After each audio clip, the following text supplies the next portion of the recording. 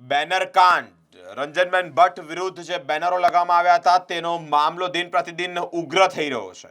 Varasiya police station ખાતે જ કોંગ્રેસના પૂર્વ ધારાસભ્ય જસપાલસિંહ પઢિયાર પહોંચ્યા છે. પાદરા કોંગ્રેસના પૂર્વ ધારાસભ્ય અને જિલ્લા કોંગ્રેસ પ્રમુખ જસપાલસિંહ પઢિયાર વારસિયા પોલીસ સ્ટેશન ખાતે પહોંચ્યા છે. કોંગ્રેસ પ્રમુખ ઋત્વિજ જોશીને મળવા આવ્યા છે અને લોકશાહીમાં લોકોનો વિરોધ કરવો તે અધિકાર છે. ઋત્વિજ જોશી સાથે ટેલિફોનિક વાતચીત કરી છે, તેથી હું અહીંયા આવ્યો છું તેવું એક નિવેદન સામે આવી રહ્યું છે. આપણે બધા તો શાસ્ત્રોમાં માનનારા લોકો છે. એમાં ભગવદ્ ગીતામાં કીધું છે કે ન કિંચિત શાસ્ત્રમ, એટલે કોઈનું કાયમ કંઈ રહેતું નથી. જે પણ પરિસ્થિતિમાં સતર્કતા બતાવી પોલીસે અને તાત્કાલિક ધોરણે એમને લાવવામાં આવ્યા ને બધું ખૂબ સારું અભિનંદનને પાત્ર કામગીરી છે.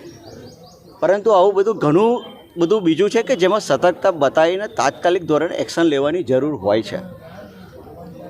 અને એમને જાતે જ કીધું કે મેં છુપાઈને કોઈ જગ્યાએ બેનર કે પોસ્ટર લગાવવા ગયો નથી. અને વડોદરા શહેરના અન્ય લોકો પણ જાણે છે કે શું પરિસ્થિતિ છે, અને અન્ય લોકો કરતાં એમની પાર્ટીના જે લોકો છે એમને જ આમાં તો વિરોધ કર્યો છે. એટલે એવો કોઈ બહુ પ્રશ્ન નથી. અને જે ભાઈ આપણા હેરીભાઈ હતા એમને જાતે જ કીધું છે કે મેં જાતે જ લગાવ્યું છે અને મેં કોઈ જગ્યાએ મોઢું ઢાંક્યું નથી.